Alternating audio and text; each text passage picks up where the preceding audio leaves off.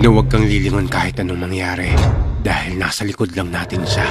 Story time. Ako si MJ, taga Samar, Borongan, Eastern Samar. At kilala ang aming barangay dahil sa matatapang rawang mga tao rito.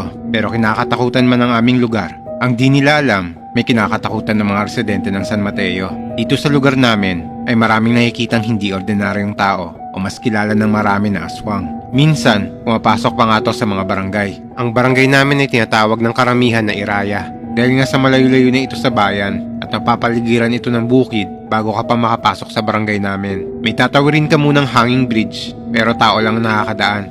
At ito na nga ang hindi ko inaasahang karanasan na mangyayari sa akin. Niyaya ako ng mga kaibigan ko na mag-inuman dahil birthday ng isa naming kaibigang lalaki. Pumunta ako at nag-celebrate kami at nag-inuman. 5 kaming lahat, 2 kaming babae at 3 ang lalaki. Nag-inuman kami hanggang madaling araw. Nasa alas 3 na ng madaling araw, nung nagyaya na akong umuwi, sabi ko sa kanila, ihatid na ako pa uwi. Yung 2 kaibigan ko ang nagatid sa akin, si Jared at si Sandy. At yung 2 ko pang kaibigan ay naiwan sa bahay nila Jared para magpahinga na dahil lasing na sila. Habang naglalakad kami sa kalsada, napakadilim ng daan, napakadilim din ng paligid. At buti na lang, may cellphone kaming dala pang flashlight. Makalipas ng ilang minuto sa aming paglalakad, ay may dumaang tricycle. Pinaragad yun ni Sandy at huminto naman yung tricycle. Nakilala naman kagad ng driver si Sandy dahil magkakilala pala sila noon. Kinausap nila kagad yung driver para pasabayin ako sa pag-uwi.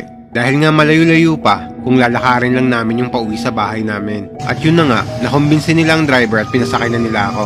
Habang nagbabiyahe kami, ay nakikipagkwentuhan sa akin yung driver. Dahil kilala ko din naman siya, dahil taga dun lang din naman siya sa amin. Sabi niya sa akin, kilala mo pala sila? Oo, mga kaibigan ko sila. Pagkatapos namin magkwentuhan, nakarating na nga kami sa may tulay o yung hanging bridge na sinasabi ko. Pero bago ako bumaba, sinabihan ako ng driver na, ano, kaya mo na bang umuwi mag-isa? Kaya mo bang tumawid mag-isa sa tulay? Pwede niyo po ba akong samahan?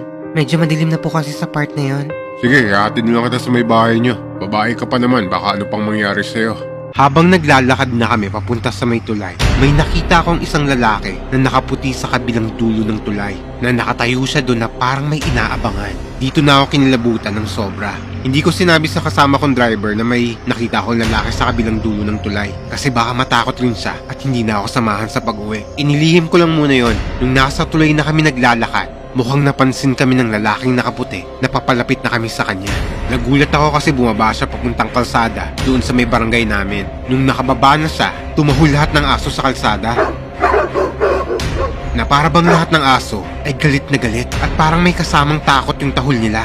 Yung tipong nakakita sila ng masamang elemento o hindi ordinaryong tao. Ang pinagtataka ko lang ng mga oras na to, nung kami na ang bumaba at nasa kalsada na kami, ay ni isang mga aso walang tumahol. Hindi kami tinahulan ng mga yon, parang wala lang. Dito na nga ako nagtaka dahil 2 kami pero walang tumahol sa amin. Samantala yung isang lalaki na nakaputi, grabe yung tahol ng mga aso. Mas nangilabot pa nga ako ng sobra nung medyo malapit na kami sa bahay. Pero sa puntong to, sinabi ko na sa tricycle driver yung nakita ko. Nung papalapit pa lang tayo sa may tulay, may nakita akong lalaking nakaputi kanina doon. Pero hindi ko na lang sinabi sa'yo kasi baka hindi mo na ako ihatid eh. At baka pati ikaw matakot na rin. Pagkasabi ko sa kanya nun, hindi siya umimik. Wala pang 1 minuto ay may sinabi na siya sa akin.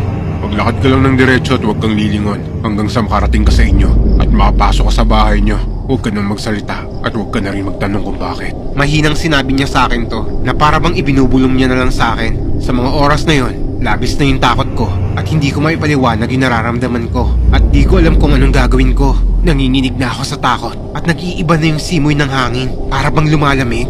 Habang naglalakad kami, tumingin ako sa anino namin. Meron palang isang anino na nasa likuran namin. Sinusundan kami noon. Kinausap ulit ako ng driver at binulong niya na lang sa akin na tumakbo ka ng napakabilis. Mabilis na mabilis pupunta sa bahay niyo at ilak mo ang pinto niyo.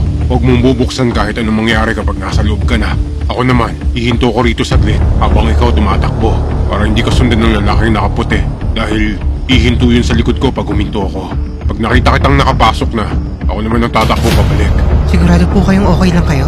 Bahala na, basta sundin mo na lang ako. Pagbilang ko ng 3, tumakbo ka na. 1, 2, takbo.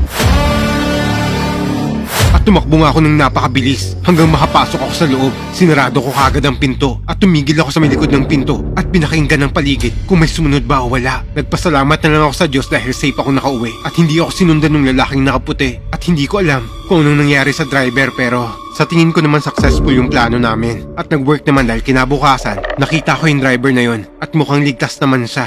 Tinanong ko siya kagad kung may nangyari ba sa kanyang masama pero sabi nun ligtas naman siyang nakauwi. Hanggang ngayon buhay pa naman yung driver na naghatid sa akin at mula na mangyari ito hindi na ako ulit dumadaan ng madaling araw sa may tulay kung saan maraming nagpapakitang hindi maipaliwanag na elemento.